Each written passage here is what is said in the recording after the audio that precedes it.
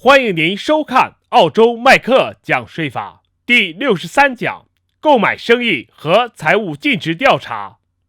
大家好，很多的华人朋友们可能在澳洲过来以后的话，有些选择去建立一个生意，或者有些人的话会选择去买一个生意。好，那大家都知道，要在澳大利亚做生意，聘请一个好的会计师和聘请一个好的律师是尤其的重要。啊，在我从业这么久的话，看到很多的一些华人朋友们在里有购买生意啊，但是大部分可能有些人的这个情况就是说后知后觉，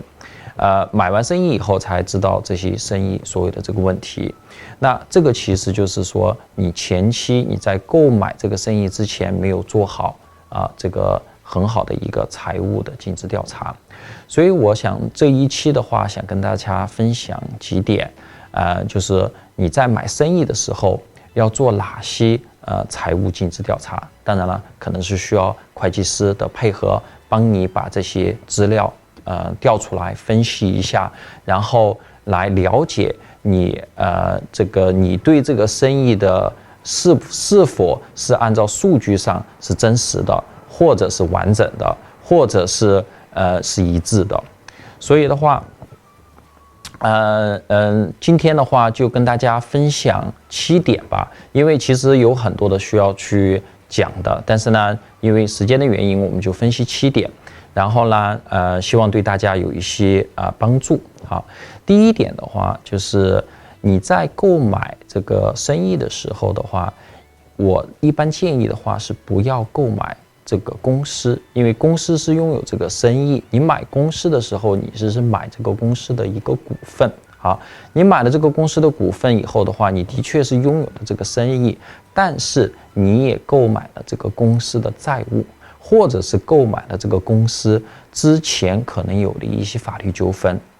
会追溯到这个公司的本身，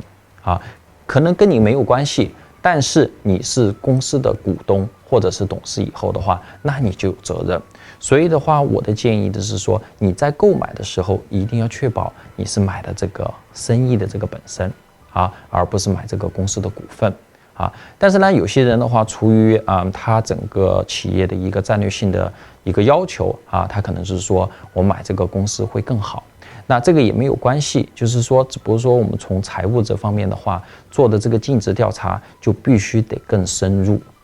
不仅仅是财务报表上看到的信息，可能没有看到的信息，我们也得要花更多的时间去做一些调查，来确保以后可能没有这方面的风险。当然了，这也离不开律师的帮助。第二点的话，就是说一定要向卖家或者卖家的会计要到至少是3年的财务报表去了解一下这个公司在这个历史的过程中的话，它的经营状况比如像是它的收入是增长的还是下降的，它的毛利如果它有存货的话它有毛利的增长还是下降的就是因为它的成本增加了减少了，还是它的收入减少了，还有它的利润它的利润是增加的还是减少的，这些的话都是给我们就是对这个生意的话，从财务上的它的趋势是怎么样，它是走下坡路的还是往上升的这个是都对我们，因为你如果只有1年的财务报表，你是根本看不出来这些所有的信息的第3点就是关于这个收入。反正我觉得这个对一个生意的这个收入，你没有去研究好的话，那你对这个生意其实是不是这么了解的？因为我觉得收入对于一个生意的收入，就像一个人的一个心脏，它会给你供血如果这个生意的话，它是没有这方面的这个收入的话，你再怎么降低成本，你再怎么有效率，那也是没有用的，因为收入才是供给最后这个生意的这个利润。所以我们在做这个财务尽职调查的时候，一定要看一下这个收入它的分类就是它是分成哪几种类型的收入比如像是说一个房产中介，它会有不同的收入，就是一个是就是帮别人管理物业的，还有一个是销售的啊，有些的话它是零售商，那零售商里面有很多的零售的这个产品，那哪几种产品是卖得好的或者卖得不好的，这些我们都得需要知道。还有就是说，你这个生意的收入是因为是几个大的客户而产生了这么多的利润，还是或者是收入，还是说有很多不同的小的客户啊？如果我们看到的是说只有2、3个大客户啊，产生了不管你是100万、200万的收入，那这个生意我觉得都是非常的有危险的啊。为什么呢？因为一个大客户或2个大客户就对于你这个生意造成非常大的影响啊。那有些生意的话，比如像是我们的专业人士啊，这种生意啊，他这种的话，他是完全是靠了个人的这个知识或者个人的一个关系社交赢得的这些客户，或者是维持的这个客户的关系。那如果这个人不在了，那这个生意基本上就没有太多的价值，那你花的钱也白花了啊。所以的话，所以收入这一块一定要了解清楚，然后来再判决，就是这个收入它的真正的一个含金量有多大。好，第4点的话，就是要往看一下这个固定的支出啊。固定支出的话，基本上你算出固定支出，你也知道的话，就是说你大概需要多少的销售额，能把这个固定支出给减去，然后至少的话你不会亏钱。那固定支出里面我觉得是有2个最大的一个支出是需要做很详细的一个分析，就是一个是租金，因为一般租金是占了你这个收入的可能是7%、11%，有些地方的话占了20%。好，所以的话，租金你一定要聘请一个好的律师，帮你把这个租金的这个条约看好。这个租金条约是说每一年你的这个租金要增加多少。或者在什么时候你的这个租金可能是需要有一个市场调价，因为这个市场调价就不是一个2%、3%或者甚至5%的一个调整，可能这个租金可能加了20%，甚至翻1倍都有可能，因为这个是在租约这个条件下是允许的有些租约的那个里面的租约的有一些条件是你需要对这个店铺进行整个的一个装修，就是说，这个一般的情况是发生在如果你的生意是在一个购物商场，它是有这个要求的，因为它要保证整个购物商场它的一个崭新的那个面貌。所以这些东西的话，你都需要看。有些的话，租金可能你不是跟业主签的，你可能是跟你的生意是加盟的，所以其实是加盟方他去签的这个租金其实你是相当于是加盟方他转租给你的，所以的话，这一些方方面面你都可能需要考虑清楚第2个部分就是员工。因为你在把这个生意接过来的时候，员工也是跟着这个生意转到你的这个公司的名下。那员工那方面该要付的代扣税，该要付的这个养老金或者是员工的这方面的一些他的保险，这些的话，之前的卖家是否是有按时支付这些所有的这个费用这个我们也得非常的了解清楚。然后还有就是员工他可能是在这个时间待了很长的一段时间，他有工龄假这个工龄假如果你没有算清楚的话，到时候这个员工你买了这个生意以后，员工他要拿这个工龄假的时候，你是需要去支付的。虽然你可能是在你的这个公司名下只待了2年、3年一般工龄假是7年以后就开始累积10年以后这个员工就可以拿这个工龄假，那其实也是蛮大的一个开支。所以你在过户的时候就看这些员工有没有工龄假这些工龄假如果有，那我们在过户的时候就要计算出来哪一部分是卖家需要支付的，哪一部分可能是在买家过户完以后需要去支付的。不仅仅是工龄假了，还有就是年假平时就是有一年有4个星期的年假，这些都所有都要计算出来，在过户的时候要跟卖家要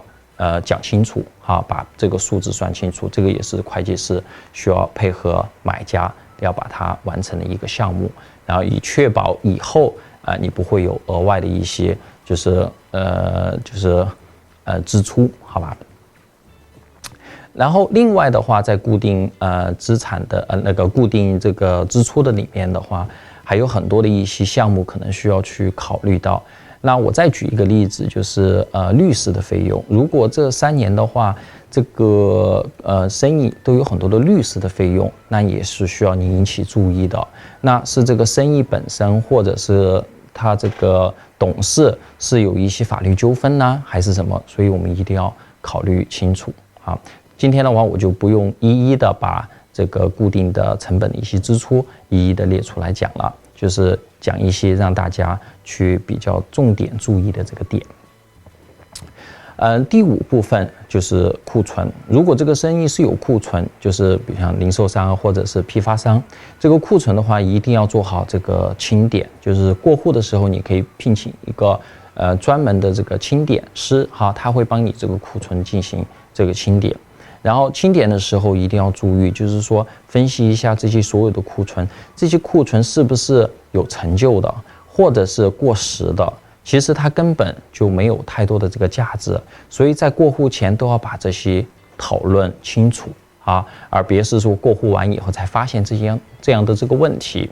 然后对于这个生意和这个库存的这个价值的衡量的时候也非常的重要。为什么呢？就是我们打个比方，如果这个生意是50万，那这个50万的话，到底这个库存是20万还是25万？那对于以后你要做你的企业所得税表的时候也非常的重要，因为你如果是20万的库存，也就是说以后你在卖货的时候，只有这个20万的作为一个成本能给你做抵扣税，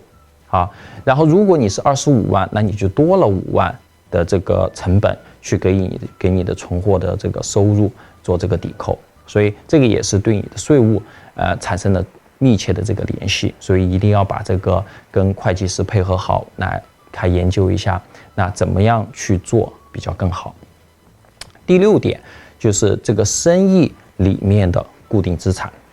那这些固定资产的话，就是你要看呢，这些固定资产是否已经用了很久了，或者是新的，一定要叫卖家或者他卖家的会计给你一个固定资产的一个列表，把这些所有的资产在什么时候买的，是什么样的资产，它的保修期价值是多少，都要列得清清楚楚给你，你才知道因为你这样才能分析是说，因为你需要这些固定资产来产生你的这个生意的这个价值，比如像一些设备所以你要知道这些设备可能会在2年或者3年或者是5年或者明年你就可能要换这些设备，那这个是你额外的一些成本的支出，所以你其实花的比如像50万的买的这个生意，或者20万买的生意，但是你的设备的钱要多花5万或者甚至10万，所以你其实整个你买生意的成本就会增加，所以你固定成本的这一定要看。还有就是无形资产比如像你的商标、执照这方方面面的都需要是说律师帮你把这些商标或者是执照，或者是你需要是你所需要拥有的这些无形资产，来能让你继续的去经营这个生意，过户到你的自己的公司名下，你才能正常的去经营别是过户完了以后发现之前的这个执照还在其他的公司名下，所以这个也是需要注意的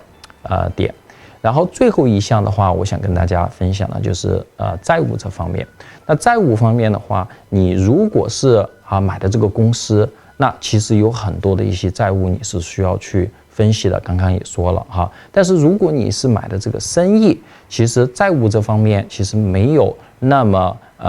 多的需要去考虑到，因为这个债务一般都是跟着这个公司走的。但是我还是想提一下的话，因为有些行业它可能是需要提供一个保修期那毕竟是这个生意你是卖的这个产品，它有可能保修期的话会回到你这个生意上，因为你有可能是制造这个产品的这个生意这个人或者这个公司所以的话你要确保你在合同上的话保修期你们有一个非常确定的一个时间，哪些产品是由卖家来承担，哪些保修期的产品是由过户以后由买家来承担。另外的话就是你可能会去卖家那里看他的所有的生意的一些设备，那这些设备不一定是卖家所拥有的，因为有些卖家的话他会长期租用有可能是贷款买的这些所有的设备，所以的话你在过户完了以后你需要用这些设备那有可能这些债务是需要卖家最后他来偿还完，还是说有可能他会把债务转嫁给你，所以这个也是需要跟卖家讨论清楚的。如果你没有讨论清楚，到时候贷款的公司或者是长期租用设备给这个生意的这个公司就会找上你说你这个没有付钱那这个设备不能给你用了，所以这一方面是需要去看的。所以的话，通过这些财务报表利润表、资产表都能看出一些